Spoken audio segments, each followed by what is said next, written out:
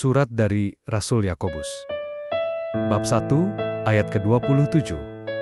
Ibadah yang murni dan yang tak bercacat. Di hadapan Allah, Bapa kita, ialah mengunjungi yatim piatu dan janda-janda dalam kesusahan mereka dan menjaga supaya dirinya sendiri tidak dicemarkan oleh dunia. Makna spiritual dari surat Rasul Yakobus ini sangat dalam dan mencakup beberapa aspek penting dari iman kepada Allah yang sejati.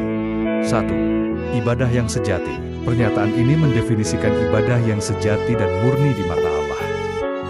Ibadah bukan hanya sekedar ritual atau upacara keagamaan, tetapi juga tindakan nyata yang menunjukkan kasih dan belas kasihan kepada sesama, terutama mereka yang membutuhkan, di hadapan Allah, Bapa kita. Ini menekankan bahwa ibadah yang sejati berorientasi kepada Allah dan dilakukan dengan motivasi yang benar, yaitu untuk menyenangkan hatinya. Nanti kita akan bahas tentang hati Allah dan bagaimana menyenangkan hati Allah. Sekarang kita lanjut lagi. Kembali ke topik. 2. Kasih dan belas kasihan kepada yang rentan. Mengunjungi yatim piatu dan janda-janda dalam kesusahan mereka. Ini adalah contoh konkret dari tindakan kasih dan belas kasihan yang harus dilakukan oleh orang Kristen yang beriman. Yatim piatu dan janda-janda seringkali merupakan kelompok yang paling rentan dan membutuhkan dalam masyarakat, dan perhatian kepada mereka adalah cerminan dari kasih Allah kepada mereka yang terpinggirkan. Mengunjungi ini bukan hanya sekedar memberikan bantuan materi, tetapi juga menghabiskan waktu bersama mereka, mendengarkan keluh kesah mereka, dan memberikan dukungan emosional dan spiritual.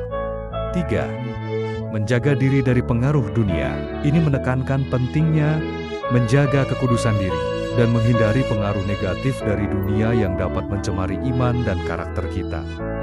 Dunia. Dalam konteks ini, dunia merujuk pada sistem nilai dan gaya hidup yang bertentangan dengan kehendak Allah, seperti materialisme, keserakahan, keegoisan, dan imoralitas. 4. Keseimbangan antara tindakan dan karakter. Pernyataan ini menekankan pentingnya keseimbangan antara tindakan nyata, seperti melayani orang lain, dan karakter yang benar, yaitu menjaga kekudusan diri. Ibadah yang sejati melibatkan kedua aspek ini secara bersamaan. Kita tidak dapat hanya melakukan perbuatan baik tanpa memiliki hati yang benar. Dan kita juga tidak dapat hanya memiliki iman yang benar tanpa melakukan perbuatan baik. 5. Aplikasi konkret dalam kehidupan sehari-hari.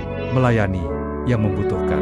Carilah cara untuk melayani orang-orang yang membutuhkan di sekitar Anda, seperti mengunjungi panti asuhan, membantu keluarga yang kurang mampu, atau memberikan dukungan kepada orang-orang yang sedang berduka. Menjaga diri dari godaan dunia. Berhati-hatilah terhadap godaan dunia yang dapat mencemari pikiran, hati, dan tindakan Anda. Pilihlah pergaulan yang baik, konsumsi media yang sehat, dan hindari gaya hidup yang bertentangan dengan nilai-nilai moralitas kekristenan. Hidup dalam kekudusan. Berusahalah untuk hidup dalam kekudusan di segala aspek kehidupan Anda, termasuk pikiran, perkataan, dan perbuatan Anda. Secara keseluruhan, pernyataan ini mengajarkan bahwa ibadah yang sejati adalah ibadah yang melibatkan kasih dan belas kasihan kepada sesama, serta menjaga kekudusan diri dari pengaruh dunia. Ini adalah panggilan untuk hidup dalam keseimbangan antara tindakan dan karakter, dan untuk menjadikan iman kita sebagai gaya hidup yang nyata.